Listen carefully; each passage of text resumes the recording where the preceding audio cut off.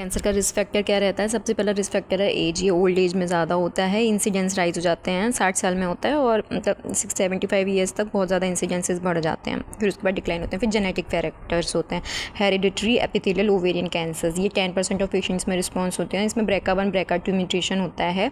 BRCA1 और BRCA2 mutation की वजह से जो एबनॉर्मल DNA का चेक पॉइंट होता है तो वो ख़त्म हो जाता है। BRCA1 जो जीन रहता है वो क्रोमोसोमल 17q21 पर प्रेजेंट रहता है।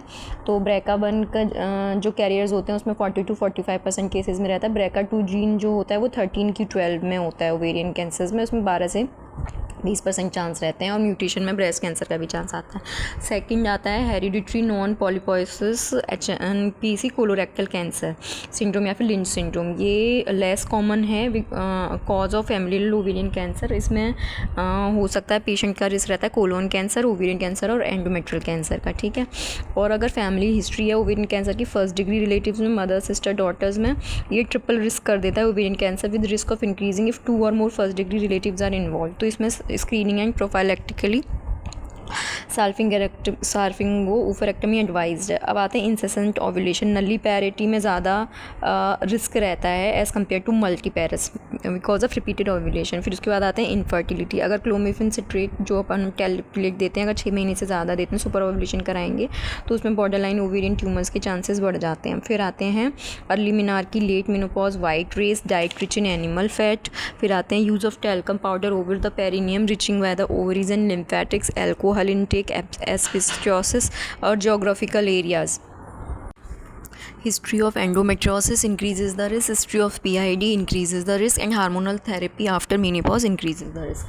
अब आते हैं हम प्रोटेक्टिव फैक्टर। प्रोटेक्टिव फैक्टर में ये है कि डाइटरी फैक्टर्स जो डाइट रिच होती है फाइबर्स में, कैरोटीन में, विटामिन में, वो प्रोटेक्टिव होते हैं, ठीक है। कंबाइंड ओरल कॉन्ट्रासेप्टिव्स जो होते हैं अगर उनको हम 5 साल से ज़्यादा यूज़ करेंगे तो वो भी प्रोटेक्टिव रहते हैं। फिर उसके बाद ट्यूबल लाइगेशन। अगर ट्यूबल लाइगेशन करेंगे तो रिस्क ऑफ ओवेरियन कैंसर बहुत ज़्यादा कम हो जाता है क्योंकि ये देखा गया डेवलपिंग कंट्रीज़ में जो होते हैं ट्यूबल लाइगेशन होता है तो वहाँ पे ओवेरियन कैंसर कम है। It is possibility due to blockage of tubes which prevents, जब ट्यूब्स ब्लॉक हो जाएंगी तो जो इरिटेंट्स जो होते हैं इन्फेक्शन जेनिटल ट्रैक्ट से ओवेरियन सरफेस पर नहीं जा पाते हैं, थस प्रिवेंटिंग द कैंसर, ठीक है, इस वजह से। फिर आते हैं फोर्थ हिस्टेक्टोमी। अगर हम विद साल्फिंगो ओफरेक्टोमी कर देंगे तो वो भी प्रोटेक्टिव फैक्टर है। प्रोफाइलेक्टिक साल्फिंजेक्टोमी जिसमें BRCA1 BRCA2 कैरियर्स हैं तो उसमें अगर हम प्रोफाइलेक्टिक साल्फिंजेक्टोमी कर देते हैं तो उसमें ये बताया गया है, तो ये साल्फिंजेक्टोमी कर देते हैं तो ये मतलब प्रूवन है कि हाँ उसमें ओवेरियन कैंसर कम होता है। अगर BRCA1 BRCA2 म्यूटेशन है, लिंच 2 सिंड्रोम है, कंप्लीट हो गई है फैमिली,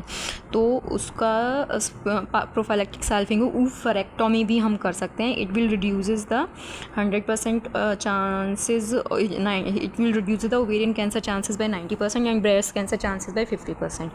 अब आते हैं screening for CA ovary. Screening for CA ovary में ये बताया गया कि लो रिस्क वुमेन में स्क्रीनिंग नहीं एडवाइस की गई है क्योंकि नॉट रिकमेंडेड बिकॉज ज़्यादा फ़र्क नहीं पड़ता। लेकिन जो हाई रिस्क वुमेन है with BRCA1 and BRCA2 carriers with strong family history है ब्रेस्ट और ओवेरियन कैंसर्स की, तो उसमें ये एडवाइस किया गया। अब आता है फिजिकल एग्जामिनेशन जो हम करेंगे, टेस्ट मतलब इन्वेस्टिगेशंस क्या क्या करेंगे, बायोमैनुअल एग्जामिनेशन करेंगे उसका, तो अर्ली स्टेज में इट में भी पाल्पेबल। फिर CA125 कैंसर एंटीजन जीन करेंगे।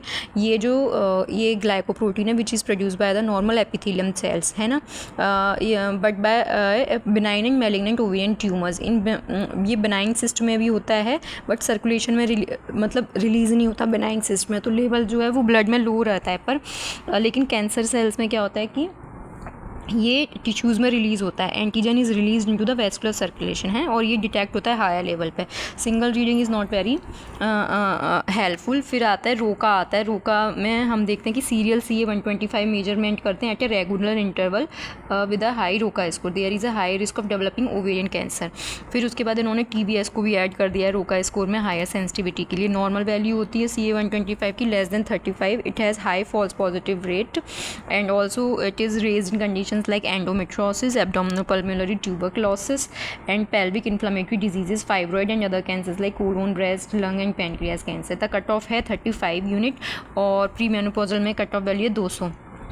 तो अगर CA-125 मतलब ये ज़्यादातर यूज़फुल होता है after surgery, after chemotherapy checkout करने के लिए, और रिस्क ऑफ ओवेरियन, अगर रिकरेंट ओवेरियन कैंसर्स का रिस्क तो नहीं है वो देखने के लिए। अनदर स्कोर है रोमा स्कोर है, वो भी हम देखते हैं। अब आते हैं transvaginal ultrasound. Transvaginal ultrasound is done along with ROCA scores combined test of 35% positive predictive value 10 times more than 3% of the scan alone. It is use to differentiate between benign and malignant diseases. ठीक है, the ultrasound features of malignancy in ovarian cyst are as, जैसे bilateral cyst है, bilateral cyst, multiloculated cyst, cyst wall is thick with more than 3 mm, thick septa या फिर solid मास या complex मास रहेगा, papillary projections रहेंगे, vascularity बढ़ जाएगी, decrease resistance index on the Doppler studies ascites. नए बायोमार्कर्स कौन कौन से हैं? CA-99, 15-3, osteopontin and lipid associated sialic acid. Current recommendation है तो वो तो सिर्फ स्क्रीनिंग में, तो BRCA1 BRCA2 म्यूटेशंस में उसमें के लिए ही है। अब आते हैं हम